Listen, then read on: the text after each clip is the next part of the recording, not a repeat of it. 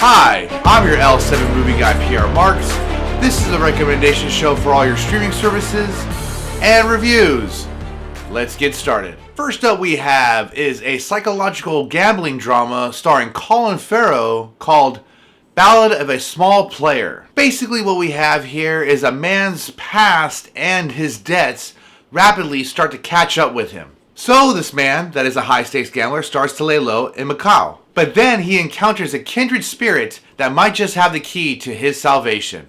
Sweet salvation! The directing and production of this film was scenery stylistic as well as slow-paced, emphasizing to the story. The stunning wide shots of the city as well as the intimate close-ups of one stressed-out character contribute to this effect. The lighting in this is visually appealing and is reminiscent of a cinematic postcard. However, the director seems to prioritize on more of the atmosphere than so much of a compelling narrative. However, though, there isn't much focus on gambling in this movie, despite the fact that it was marketed as a gambling movie. I lost a lot of fucking money. The acting in this is primarily focused on the main character, which is played brilliantly by Colin Farrell. He embodies the role of a degenerate gambler with remarkable depth, making the audience feel the character struggles. The performances, though, of the supporting cast is decent, but they don't stand out as much. Overall, this is pretty much more like a one-man show, and is driven by emotion, not so much the dialogue. I'm pretty good at keeping my emotions in check. With that being said, this one was okay.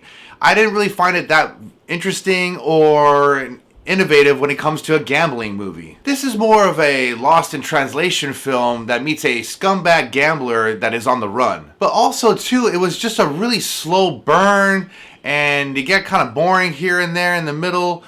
I will say that this didn't really stay true to the trailer advertising as well, so I want to give this one a nay. But for our audience thumb scale, I want to give it a 3 out of 5. Second up we have is a video game adaptation film starring Jack Black called a Minecraft Movie. This is about a mysterious portal that pulls 4 misfits into the overworld, which is a bizarre cubic-like world that thrives on being innovative as well as imaginative in the world of crafting. So in order to get back home, they'll have to master the terrain as well as embark on a unique magical quest with an unexpected crafter named Steve. That bitch is crafty.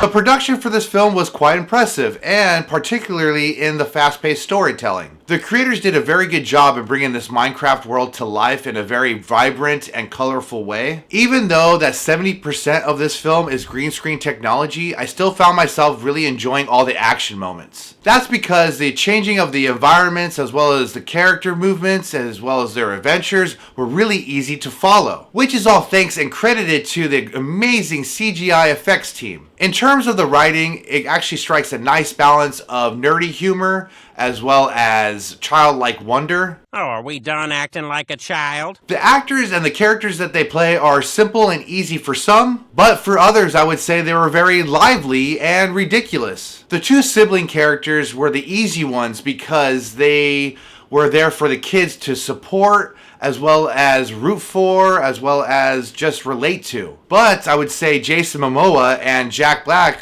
were the ones that really stood out because they were just really funny together as well as just had great chemistry and timing. Their silly, fun interactions with each other were just so enjoyable. Especially Jack Black, he's just got this big kid-like spirit about him and he just couldn't help himself as well to do a couple of musical numbers here and there in true Jack Black form. We now return to Jack Black in The Unconventional Butler.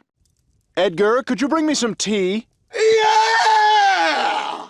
Yeah! Wait a minute. Butlers are supposed to be fancy and well-mannered. This guy's screaming and waving his arms around. You're an old man. You don't understand the young people. In the end, I found myself enjoying this movie for what it is. I've never played Minecraft before, and I think from just seeing what I've seen on YouTube or whatever, it seems like they stayed true to the source material. It's also definitely better than most video game movies. If you have kids or you like fantasy video games, then I would say definitely check this one out. It's a lot of fun and it has a good message and it's a good time for the whole family. And that is why I'm gonna give this one a yay. But for our audience thumb scale, I'm gonna give it a 3 out of 5. Last up we have is a classic new take on a monster horror film called Frankenstein. Essentially what we have here is a reimagining of a monster horror storybook about a brilliant egotistical scientist that brings a monstrous creature from death to life with a daring, crazy science experiment that ultimately leads to the undoing of both the creator as well as the tragic creation. It's alive! It's alive!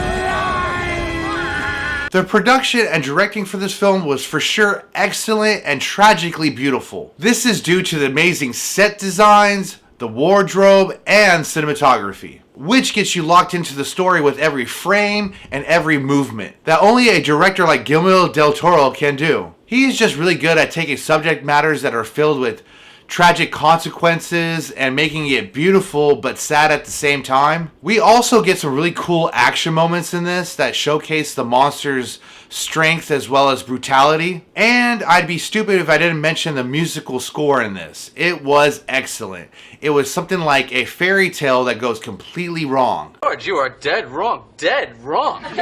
Now for the characters and the actors that played them, I would say they were pretty good and carefully picked. They played and carried their roles with such grace and sorrow, but I would say the major standouts, of course, were the monster character and the Victor Frankenstein's character. That's because they told their own story through their own chapters with a compelling narration. You really get behind the characters and their situations, as well as believe every emotion and every dialogue that was delivered. That is with such conviction as well as determination, which really gets you invested towards their desires, as well as their hatred for people or the world's environment. Lousy minor setback, this world sucks!